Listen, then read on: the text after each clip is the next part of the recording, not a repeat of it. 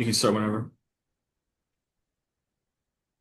All right, this is Chris Coster, and welcome to our project briefing for Group 8.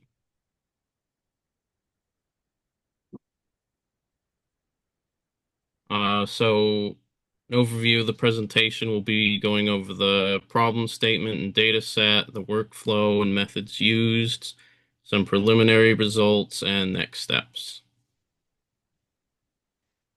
So, for a summary of the problem statement and data set, our project goal is to build and evaluate a machine learning model to predict vehicle fuel efficiency in miles per gallon using engine and design features to support early stage design optimization.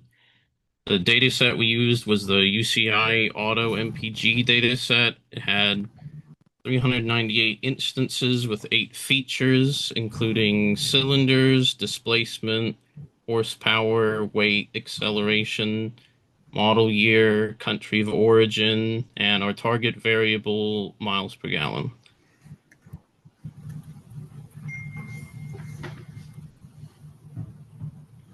So for our workflow and methods applied, for our data pre-processing, the only missing data was in horsepower, and rather than drop the rows, we decided to use medium imputation to retain data and resist outliers. We removed the car name feature and one hot encoded the origin because it's categorical. And we standardized continuous variables using standard scalar. For our modeling approach, we did an 80-20 train test split, and the baseline models we implemented were linear regression and random forest regressor, and we did a 5-fold cross-validation on that.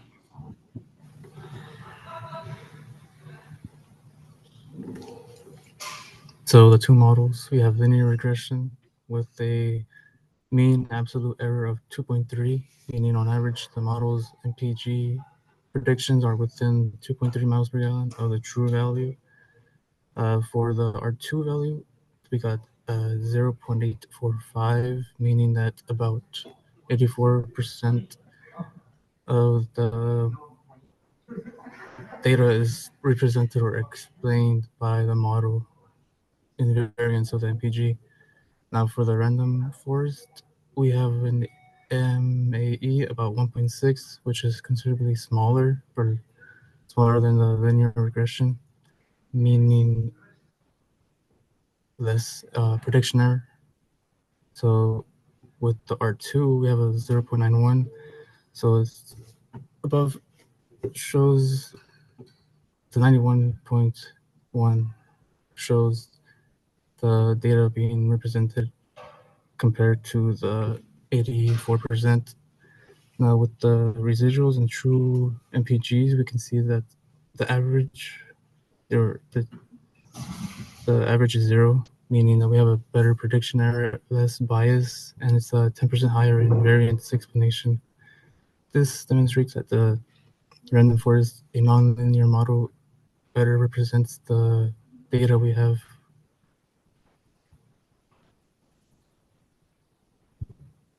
On this slide, we're showing some of the strongest relationships that emerged from our data analysis.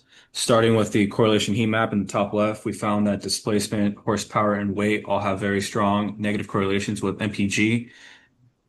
This makes sense as engine size, engine output, and vehicle mass increases.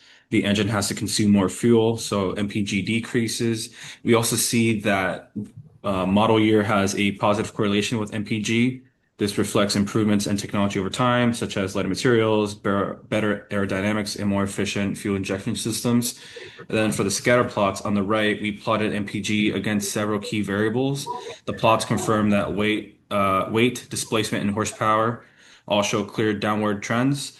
Heavier, larger engine vehicles consistently have lower fuel efficiency, while the lighter and smaller engine cars achieve more higher MPG.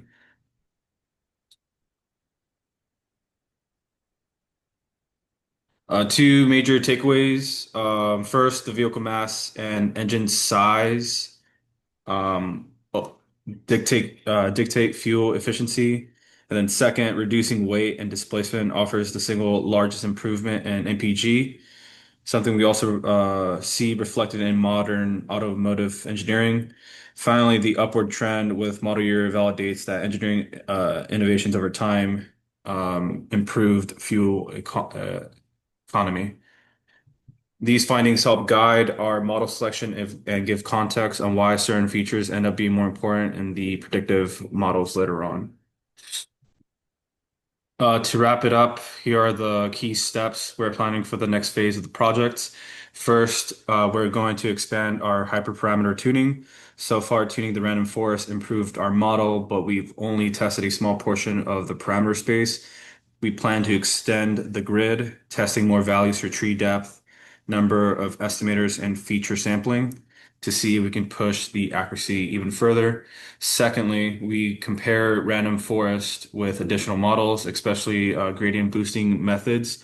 Models like gradient boosting and XGBoost tend to capture nonlinear behavior extremely well, so they may outperform our current models. Next, we plan to refine our feature set. One potential change is removing the origin feature since our feature importance analysis showed that it contributed very little and really didn't add much from an engineering standpoint. We'll try to focus on features that are actionable and meaningful for our design decisions. Finally, we're going to expand our use of cross-validation. Right now, evaluation is based on a single train test split. Using full K-fold cross-validation will give us more reliable measure of model performance and help prevent overfitting. These steps will help us sharpen the model, improve generalization, and strengthen the engineering insight we draw from these predictions. Thank you for your time. And if you have any questions, you can, I guess, leave them in the comments.